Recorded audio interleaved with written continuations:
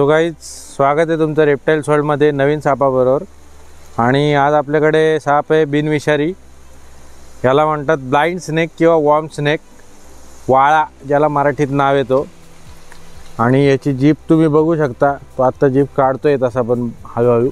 बिनविषारी साप आहे हा. खातो काय तर मुंग्या, छोटे इन्सेक्ट्स, कीटक हे खातो. माती जिथे भुसभुशीत असते किंवा चिकन माती असते, जिथे स्टोन क्रशर्स असतील किंवा खदान असतील, त्या आसपास हा साप मिळतो शक्यतो. आणि साधारणतः दिसायला बघितलं तुम्ही तर शेणखळीमध्ये आढळणारं किंवा शेणखतामध्ये आढळणारं मोठ्या साईजचं गांडूळ असतं, त्याच पद्धतीचा दिसतो कलरच्यानुसार.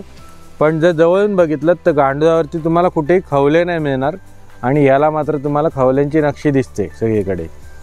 सो ही गोष्ट बारकाईने बघण्यासारखी असते. आणि ही जर तुम्ही ओळखता आली तर तुम्हाला समजेल की हा साप आहे किंवा गांडूळ आहे ते.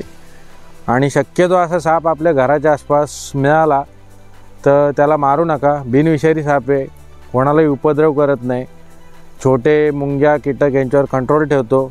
मगाशी नेरळमध्ये शिवसेना शाखा आहे आपल्याकडे, तिथे लक्ष्मी राईस मिल म्हणून एक जागा आहे, त्यांच्या बॅक साईडला एक घर आहे छोटंसं जुनं.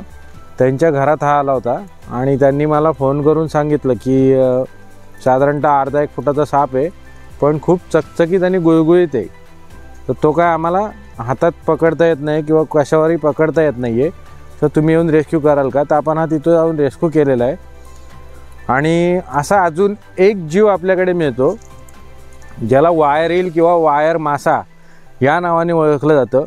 साधारणतः पावसाळ्याच्या ह्याच दिवसामध्ये म्हणजे जुलै टू सप्टेंबर या दिवसामध्ये केळीच्या कोंबामध्ये तो जन्माला येतो आणि मग तो घराच्या आसपास पाणथळ जागेवर किंवा डबक्यामध्ये मिळतो.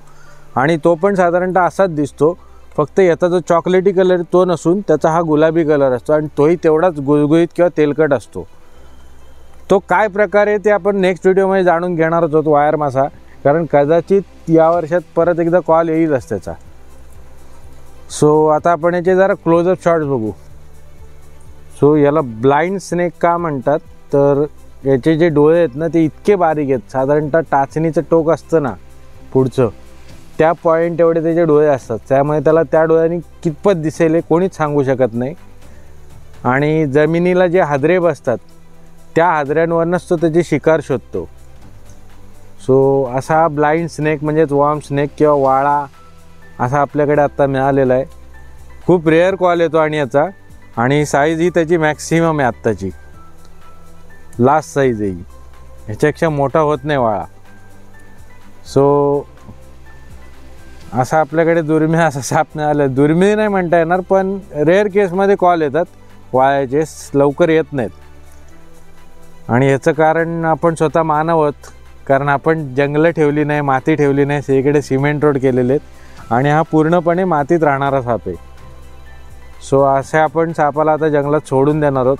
ॲक्च्युअलीला खाली गार्डनिंग प्लॉटच्या इथं किंवा घराच्या आसपास पण सोडू शकता तुम्ही, पण आपल्याकडे लोकांमध्ये सापांबद्दल असलेलं अज्ञान आणि अंधश्रद्धा हे बघता त्याला जंगलात सोडणं माझ्या मते सोयीस्कर ठरेल. सो याला सोडू आता.